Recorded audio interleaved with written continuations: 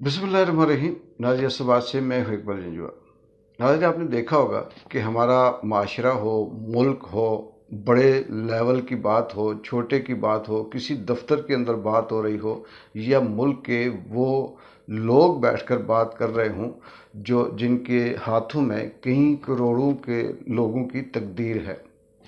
70 सालों से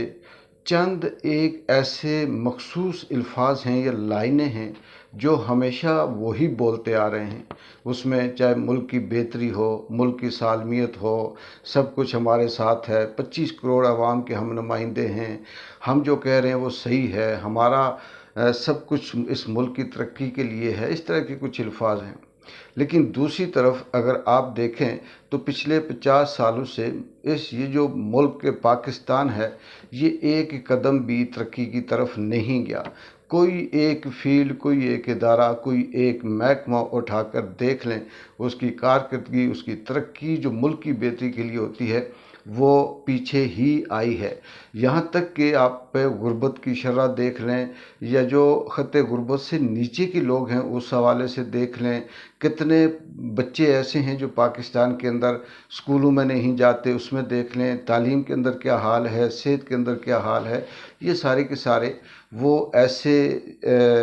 चीज़ें हैं जिससे ये हम कह सकते हैं कि इस मुल्क ने कहीं भी तरक्की नहीं की। दूसरा, हमारे इस मुल्क का, इस माशरे का, इन लोगों का ये अलमिया है कि वो जब कोई शख्स अच्छा काम कर रहा होता है तब भी उसे तनकीद करते हैं और ये कहते हैं कि ये जो काम कर रहा है ये मुफाद के लिए कर रहा है, ये किसी का एजेंट है, इसके पीछे कोई बंदा है, इसे कोई फंडिंग कर रहा है, इसलिए ये काम कर रहा है। और जब वो काम छोड़ देता है, नहीं करता, तो फिर भी उसे ये तनकीद करते हैं कि इसने ये काम इसलिए छोड़ दिया कि अब इससे ये डर गया है, ये बुज़दिल हो गया, ये बैक फुट पे चला गया, या इस तरह से बहुत सी बातें करते हैं। और यहाँ पर हक और सच सिर्फ वही है जो ताकतवर है, वो जो बात करे वही हक है, वही सच है। पिछले 18-20 घंटों से जिस तरह से इमरान खान के ख़त के ऊपर मीडिया के अंदर 2-3 तबकात ऐसे हैं जिन्होंने आसमान सर पे उठाया हुआ है। और ऐसे लग रहा है कि इस वक्त इमरान खान ने जो आर्मी चीफ को ख़त लिखा वो ख़त नहीं लिखा, या तो कहीं से बम ब्लास्ट कर दिया, या फिर ऐसा है कि इमरान खान ने अपनी ज़िंदगी में कोई ऐसी बड़ी गलती कर दी जिसके ऊपर ये सारे दानिशवर अपना अपना तबसरा कर रहे हैं। उस ख़त में एक ऐसा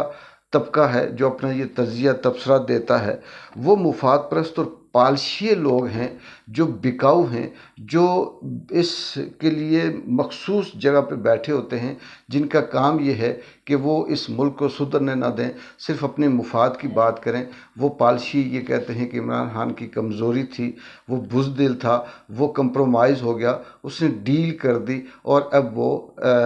इसमें माफ़िया मांग रहा है या तरले डाल रहा है। दूसरा वो ग्रुप जो कंप्रोमाइज़ है, जो इस हवाले से कहीं ना कहीं मजबूर या बेबस बैठा है, वो भी इसको ये कह रहा है कि इमरान खान को ऐसा नहीं करना चाहिए था, उसे ये लफ्ज़ नहीं लिखने चाहिए थे, या उसको ये लफ्ज़ लिख देने चाहिए थे। पहले इमरान खान फ़ौज को या आर्मी चीफ को कभी खलाई मखलूक कहता था, कभी उसको जंगल का बादशाह कहता था, कभी उसको कुछ कहता था, तो ख़त लिखा उसमें ये अल्फाज नहीं लिखे, हुमूदुर रहमान की बात नहीं की, 1970 वाली बात नहीं की, तो इसका मतलब कि इमरान खान कहीं कंप्रोमाइज़ हो गया या फिर उसके लहजे में नरमी आ गई। तीसरा तबका ऐसा है जो इसको बेहतर समझता है और जो आम आदमी और पाकिस्तान की बात करता है, उनकी नज़र में ये है कि ये बेहतरी की तरफ जा रहा है, और हमेशा बड़ा वही होता है जो अपने मुल्क की, आवाम की, आम आदमी की बात करता है। अब यहाँ पर असल जो बात है वो ये है कि ख़त इमरान खान ने लिखा और उसने चीफ ऑफ आर्मी स्टाफ के नाम लिखा या उनको ख़त लिखा। क्या आप में से कोई ये बात समझ सकता है कि आप अगर किसी शख्स को उसके पीछे किसी और लहजे में उसके साथ उसके लिए बात करते हैं, किसी तकरीर में उसके लिए कोई और तरह के अल्फाज इस्तेमाल करते हैं, लेकिन जब आप उसे ख़त लिखें तो क्या उसी तरह से बात लिखेंगे कि तुम अर्दली हो, मैं ये बात कर रहा हूँ, तुम खलाई मखलूक हो तो मैं ये लिख रहा हूँ, तुम इस वक्त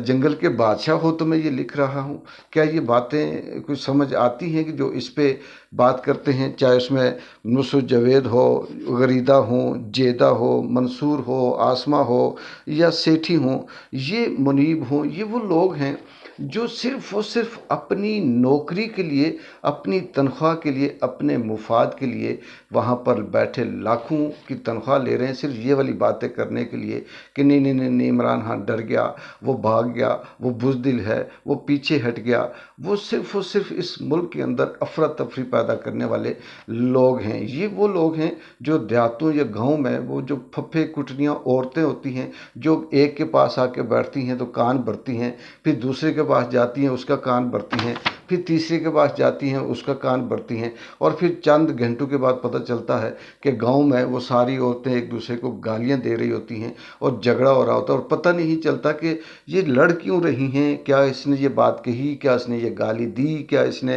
किसी की बदतमीजी की। नहीं, बीच में वो कान भरने वाली वो होती है। ये इसी तरह की मीडिया के अंदर भी कान भरने वाले बैठे हुए हैं। इसमें कोई शक नहीं है कि इस वक्त जो पाकिस्तान जिस हालत के अंदर है, इसमें आम आदमी या मुल्क के हवाले से कहीं नहीं सोचा जा रहा। इसमें अदलिया मुकम्मल तौर पर मर चुकी है, जजेस अपने तौर पर आम आदमी बन चुके हैं, जो हुकूमत है वो बराए नाम एक बकरियों का रेवड़ है। पहले तो हमें आम आदमी को कहा जाता है ये भेड़ बकरियां हैं, अब हम देख रहे हैं कि जजेस भी भेड़ बकरियों की जगह पे आ गए। जो पार्लियामेंट के अंदर जो बैठे सियासतदान हैं वो भी भेड़ बकरियों की जगह पे आ गए। जो मीडिया के अंदर अपने आप को बड़े बड़े इंटेलेक्चुअल और बड़े दानिश्वर समझते थे, वो भी ऐसे कंप्रोमाइज़ हैं कि जिधर हाँको उधर ही जाते हैं। पाकिस्तान के अंदर कोई एक ऐसा शख्स भी नहीं है, कोई एक ऐसा इदारा नहीं है जो हक़ और सच के लिए खड़ा हो। हाँ, यहाँ पर ये है कि सांप गुजर जाता है और बाद में लकीर को पीटने के लिए सारे डंडे लेके आ जाते हैं। अदलिया के साथ क्या हो रहा है, और जब हो रहा होता है तो सारे खामोश होते हैं, जब हो जाता है तो फिर हम जिंदा हैं, हम ये हैं, हम वो हैं, हम नहीं मानते, ये सरकार वो सरकार, जुल्म के ज़ाब्ते। यही बात मीडिया की है कि जब उसके ऊपर कदगनें लग रही होती हैं, जब जुल्म उसके साथ किया जा रहा होता है तो सारे खुश होते हैं, जब लग जाता है वो चीज़ कानून बन जाती है तो फिर वो एहतजाज, वो जलसे, वो जुलूस, वो रैलियाँ, वो बाईकाट करते हैं। ये बड़ा पुराना वतीरा है इस मुल्क का, इस पाकिस्तान का।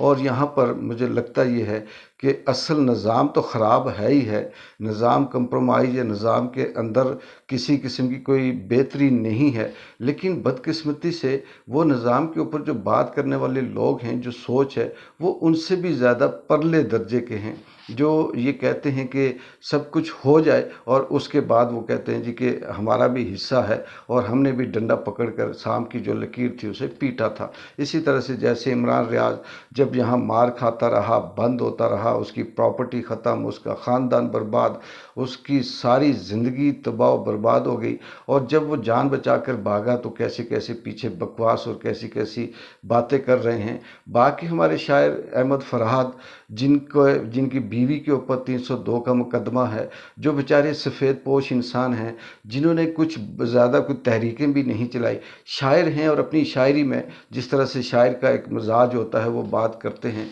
और उनका भी मैं इंटरव्यू सुन रहा था, वो ये कह रहे थे कि जैसे लग ये रहा है कि ज़िंदगी शायद यही जुल्म है, इसी जुल्म का नाम ज़िंदगी है, इसी फस्तायत का नाम ज़िंदगी है। वो जो हंसना, मुस्कुराना, आज़ादी, ये चीज़ें तो अब कहीं ख़त्म हो गई हैं, और शायद कि उनकी नज़र में इस तरह से वो नहीं बल्कि कई हज़ार लाखों की तादाद में जो इस वक्त पाकिस्तानी जेलों में बंद हैं, जो सज़ा काट रहे हैं, जो किसी न किसी तरह से मुश्किल से गुज़र रहे हैं, जो इस निज़ाम का शिकार हो रहे हैं, उनकी नज़र में भी यही है कि शायद कि यही ज़िंदगी थी, शायद यही अज़ाब ही ज़िंदगी होती है। वो जब सुनते हैं कि कहीं कोई आज़ाद बोलना, बोलने की आज़ादी,